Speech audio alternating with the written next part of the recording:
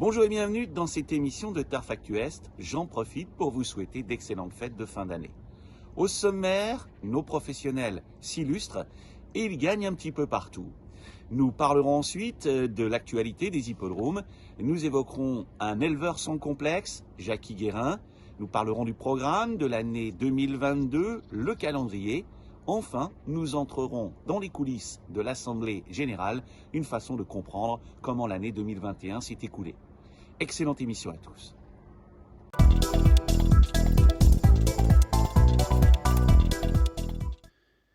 Nos professionnels sont au top depuis plusieurs semaines. Fin novembre, Alexis Acker triomphe avec Flying Mondas à Nancy, imité par Freydis, qui s'adjuge le cross pour André Roussel. À Compiègne, le propriétaire Philippe Matzinger voit sa casaque briller grâce à Geelong Sport. L'éleveur Philippe Boff savoure le succès de Haines Kaluma à Vincennes, associé à Romain Derieux. Miroslav Rulek et Cyril Stéphan se promènent à Deauville, sur le sable, avec Tête d'Or. À Cagnes, Marie-Laure Gast, compagne de Jess Paris, s'offre un quintet en obstacle avec Monty Saga. Après Charlie, le 13 décembre, En dansant apporte un succès à Yvonne Volmer à Deauville, tandis que Nantes illumine Cagnes en obstacle pour le compte d'Alexis Acker. Motorsport permettent à Yvonne Volmer une nouvelle fois d'engranger un titre à Deauville, si Maruba double la mise le 18 décembre. Enfin, Michel Krebs réalise un doublé grâce à Gold Shiva dans un handicap et Chiamala confié à la cravache d'or Michael Barzalona.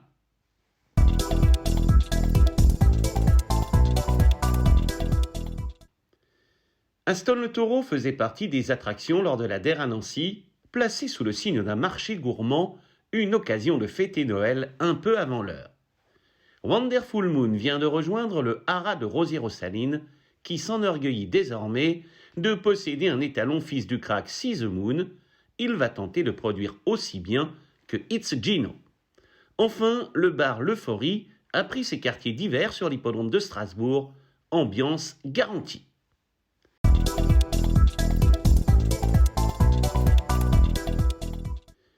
Jackie Guérin vit en Moselle dans le petit village de Bruderdorf. Il élève des trotteurs et son histoire s'avère particulièrement singulière. J'ai acheté une part de Gutmalzwood en 1999. J'étais turfiste comme beaucoup, je suivais. Et à l'époque, il y avait Ganymede et Gutmals que j'aimais beaucoup. Et puis un jour, j'ai vu sur le Paris Turf qu'il y avait des parts à vendre. Alors j'ai téléphoné, je me suis dit, j'en aurai pas puisque je suis pas éleveur et rien. Puis M. Sock, il m'a dit, monsieur, il n'y a aucun problème, on est content d'avoir des nouveaux clients. Et du coup, il me dit, Ganymede est déjà, tous les parts sont vendus, et il me reste Gutmals. J'ai dit, oui, moi j'aime bien Gutmals. Il m'a demandé de faire un virement, je lui ai fait un virement et j'ai eu la part numéro 17. J'ai une part d'étalon, il faut bien que j'ai une poulinière. Et c'est comme ça que j'ai commencé l'élevage. J'ai acheté une poulinière sans le dire à ma femme puisqu'elle était contre. Mes enfants le savaient. Et chaque fois que j'achetais, je ne lui disais pas et elle le savait après. Donc, t'as encore acheté. Et aujourd'hui, elle s'y est mise, quoi. Mais c'était pas évident pour elle non plus. Puisque j'avais un métier, je travaillais au cadastre et on faisait les chevaux. Et puis, j'ai démarré, je savais rien du tout. Dans le temps, on avait 2 vaches, mais ça s'est fait au fur et à mesure. J'ai commencé avec 1, avec 2, 3, 4, 5. Et puis aujourd'hui, c'est dommage, je pouvais pas en vivre, sinon j'aurais fait que ça, quoi. Donc j'ai 6 poulinières, 4 poulains. On a une vingtaine de hectares sur 2 endroits différents. J'ai eu Uranie Lorraine qui a pris 320 000. J'ai Darling Lorraine qui a 220 000. C'est grâce à Gutmals, puisque c'est les Saïd Gutmals qui m'ont permis de ne pas les acheter. J'aurais pas pu me les payer autrement, quoi. Et que je gagne à Vincennes, ou que je gagne à Vittel, ou que je gagne n'importe où, pour moi, une victoire, c'est une victoire et je suis heureux. Comme je vous dis, quand un cheval il gagne, le cœur il boum boum boum boum boum. On a une femelle de Fast Time par Uranie Lorraine. Et j'ai beaucoup d'espoir sur une jument qui s'appelle La Lorraine par 50 Kaluma et par union secrète.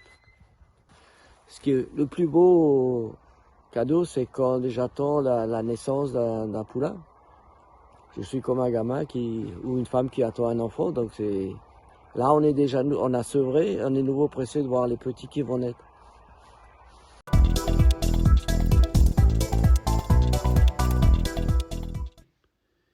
Les courses sont désormais terminées dans l'Est. Elles reprendront à Reims le 27 février et à Strasbourg le 6 mars 2022. Elles s'étendront sur les 10 mois suivants. Dès le 22 mai, Chalon organise sa fête des hippodromes. La dernière de l'année aura lieu à Nancy le 25 septembre. Voici les dates des principaux grands rendez-vous de 2022. À noter le GNT de Reims le 13 avril, le Quintet de Strasbourg le 30 mai et le Trophée Vert à Montirandère le 21 août.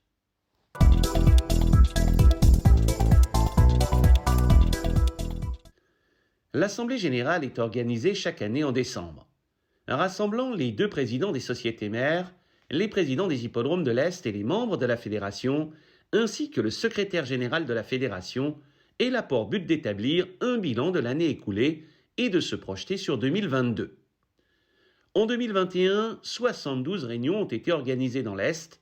Les enjeux sont en hausse logique après le confinement et l'effet Covid.